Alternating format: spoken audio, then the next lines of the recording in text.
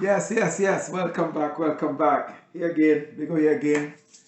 Working on diabetes, trying to help. Today, I'm going to have a situation where I'll have a meal here. I think it's a bad meal. Up front, I'm telling you. But it's a common type of meal that people cook, right? So you would just put a meal together of something you like, something you know tastes good, and this tastes good. Believe me, I know this tastes good. Um, a friend of mine's prepared this meal and I enjoyed it very much. So I said I'll do a video on it. Um, it's a typical meal that you would get because normally you prepare your meal, you're not preparing your meal as a diabetic or for any health reason. You just put together a combination of food that you like. You know tastes good, you know what you enjoy eating and what you feel like eating. And that's how the average person eat. So you don't necessarily pay attention to the combinations of what to put with what and how it's going to affect your sugar. If you put these two together, how these, and offset one meal offsetting the other. You don't always do that. So this video is to encourage you to do that. So today I can take this chance what I'm taking here with this because first, it tastes good. Secondly, I'm in a position where my blood sugar is to a point where I think I could take a little spike here and enjoy this food. Right? I know I'm gonna do it. And today I'm gonna only have like one big meal for today.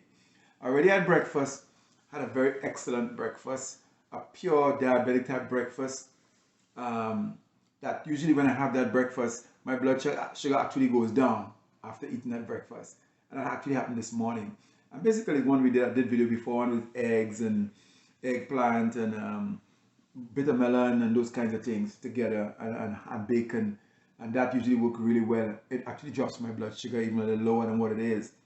And this morning I did that and you will see I'm at 76, which is kind of low because I don't like my blood sugar to go below 80. But that breakfast was so solid that I started off fasting overnight. Then eating that breakfast helped, instead of me going up from my 80 something at early fasting, 85 fasting, it took me down a little bit, right? So I know it was going to happen, but I'm okay. I know I was going to eat in about 3 hours because I wasn't planning to fast a long time after that breakfast meal because I know my sugar already was low and I'm lowering it a little bit more. Anyway, so this meal here now is, you see I'm starting at 76 and I could do that because this meal is a carb meal. Now look at this. This has, and I'm trying to do it myself here, it has noodles, rice and peas, potato salad, salmon, and some mango chutney, mango, right? So we're talking about carb, except for the salmon. But it's a reasonable portion, okay? It looks big, but it's a reasonable portion of everything. So I think I can deal with this. But I want to see how this reasonable portion is going to spike. Now I'm going to encourage this type of food for the average person because if you have a diabetic, because this is pure carb. But look at it. It's a normal thing we do. It's a way we eat most of the time. We just pick up the food we like, combine them together and eat them. Right? And we don't really pay attention. So this is one of the typical meal you need to pay attention to. You have potatoes, rice, beans, noodles, all heavy carb food. And all together, smells good, tastes good, but not the way you should eat. I have no greens here, no vegetables, anything in this plate.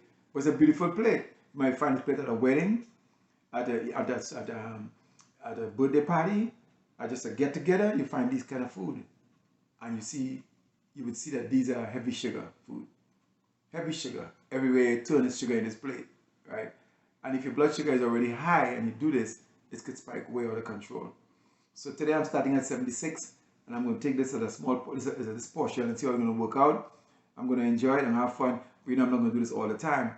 But I have to do some of these to demonstrate and prove to myself that I'm right with these, that I really shouldn't eat it. Now, it could surprise me because the lady who cooked this food, she's a health type person also. She's taking care of health. And I know she didn't put any bad chemical ingredients in this food. It's all natural herbs seasoning in this food. So very possible with all the proper seasoning and so on, the impact may not be as bad as if I went and buy this food somewhere else where it had lots of powder chemicals and stuff, and artificial chemicals and all this crazy poisons, insecticides, and whatever is put in those things in here. So it's possible this may not be as bad as I think it would be. All right. But I'll see, starting from 76, let's see, we're going an hour and a half. All right. So let me go ahead and enjoy. Yep. Yep.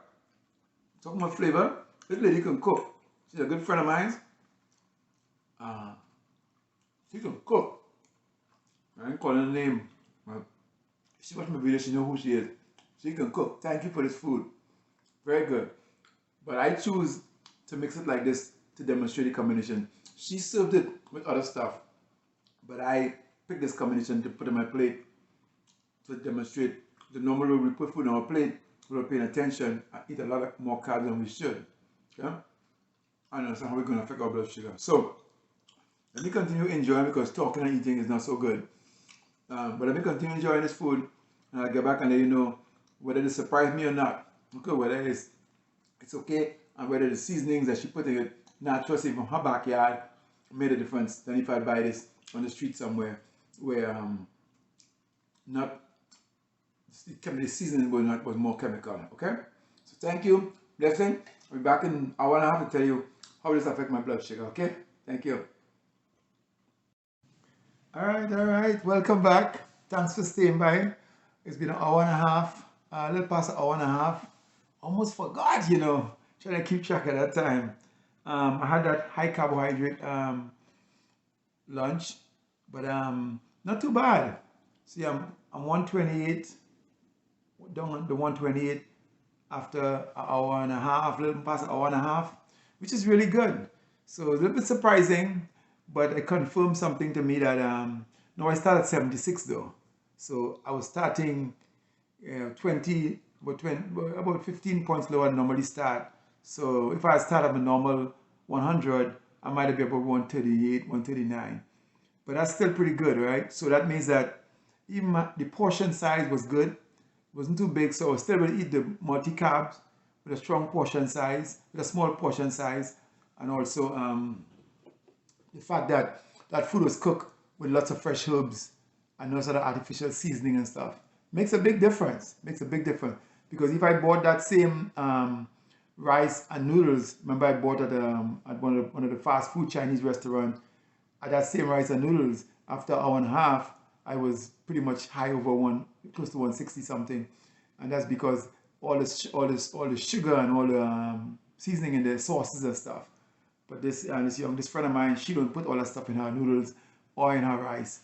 So I just get a natural carbohydrate from those two and no extra. So that wasn't bad. And starting low, I was able to stay under the 140. So all in all, it was a good meal. As long as I keep the portion size down, the noodles, rice, and salmon wasn't too bad with a potato salad. As long as I have small portions, and also cook with fresh herbs and vegetables. So if you know, my measurements are really anything over 200 is 1 star, it's terrible, bad for your health. Anything over 180 is 2 stars, terrible, not good for your health. When you come under 180, on 170, in the 170, 180, I say 3 stars. Between 140 and 74 stars for big O stars, and anything under 140 is 5 stars for big O.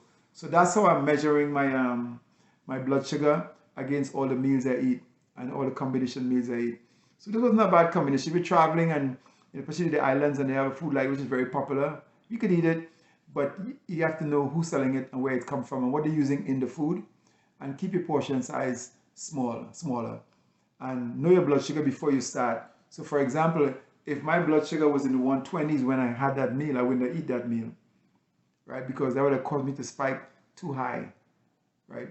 But if my blood sugar was in the 170s, 180s right there, then I could take a chance with a high carb meal like that.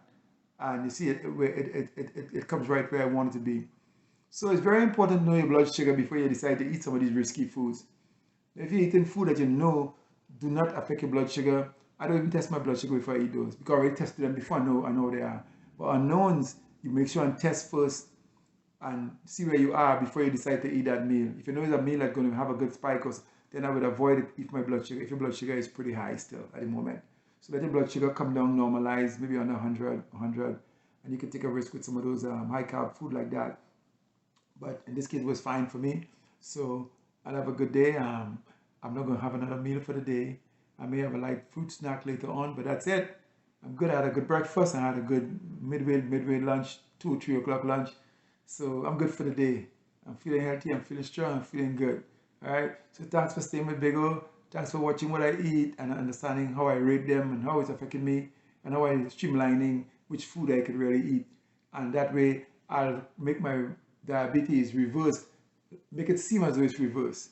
Because I don't think you could ever reverse it for real because the kidney or your pancreas are already bad. But if you eat properly and eat right and eat at the right time and time yourself and then you can keep your blood sugar at a balance, which almost works as a normal person. So you can simulate the reversal of your diabetes by good eating, good understanding, good measurements, and consistency. All right, and learn the food and eliminating food. So I do this meal today. I'm not going to eat that kind of meal in a while because she cooked that for me. I'm not cooking that myself. So it was a good meal. I enjoyed it. It was very tasty too. So I enjoyed it. Anyway, bye. Thanks. Share the videos. Subscribe. Have fun. Come back. You know, and I'm still working on this thing. Still working on getting good my background and all that stuff. But man, I know it's hard to get lighting. And I mean, it was so difficult to get proper lighting in a proper area in the house and stuff to do this. But I'll keep doing it until I figure it out. All right. Blessings. Thank you. Love you guys.